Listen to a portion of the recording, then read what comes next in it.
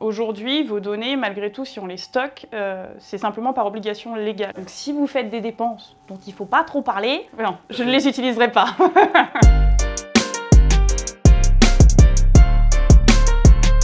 Bonjour, c'est Elodie et je suis chez Envray pour vous parler de mon métier, Data Scientist. Je prédis le comportement futur des gens.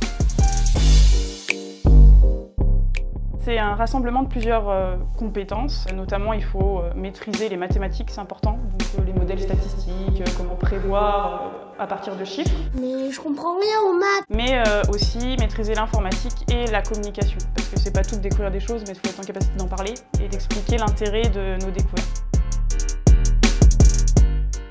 En règle générale, on vient me voir avec un sujet. Par exemple, on veut détecter les clients qui vont partir en vacances. Je vais aller récupérer dans ma base de données tous les clients que ça a concerné sur une période. Et à la suite de ça, par proximité de profil avec les autres, je vais savoir lesquels leur ressemblent le plus et donc lesquels sont les plus susceptibles de partir en vacances. Ça nous permet de leur proposer des produits pour les protéger, mais aussi leur dire attention, vous partez à l'étranger, votre carte risque d'être bloquée.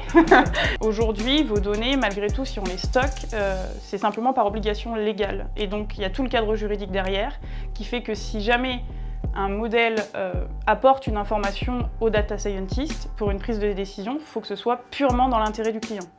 Donc si vous faites des dépenses dont il ne faut pas trop parler, ça n'arrivera pas jusqu'à moi. C'est vrai ? Non, je ne les utiliserai pas.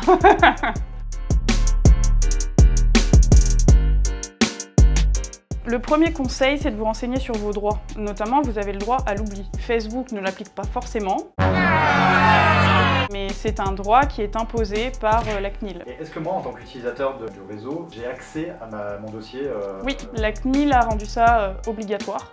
Et Facebook d'ailleurs peut le faire, il me semble que c'est un peu compliqué, mais c'est faisable. On peut demander la totalité que Facebook a sur nous depuis la naissance de notre compte. Et vous allez avoir peur.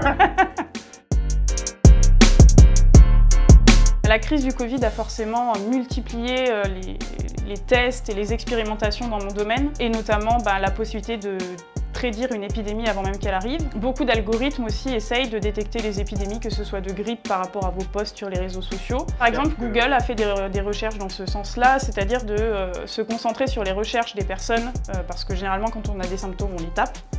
Ce qui n'est pas forcément une bonne idée, Non, c'est une mauvaise idée. mais on le fait tous à un moment.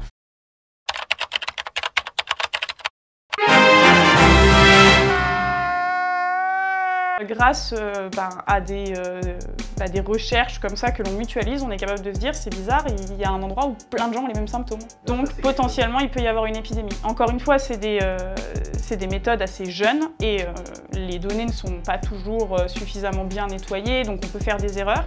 Mais en tout cas, on peut détecter des pistes et investiguer à la suite de ça.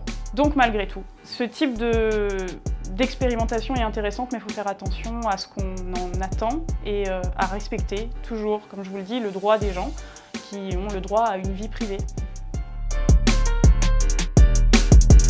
Aujourd'hui, les métiers de la data science, le big data, ça paraît un peu un domaine d'expertise et pas accessible et pas intéressant pour les autres. D'ici 2025, 90% des gens auront des connaissances en big data comme aujourd'hui ils peuvent en avoir en internet en règle générale. C'est très important de comprendre comment le monde fonctionne, comment les algorithmes fonctionnent et quels impacts ils peuvent avoir sur nous, parce que déjà avoir cette connaissance-là, c'est maîtriser un peu. Je pense que c'est important dans une société qui se numérise, qui multiplie les quantités de données qui vous concernent, de comprendre pourquoi, comment et si c'est bien pour vous ou non. Abonne-toi.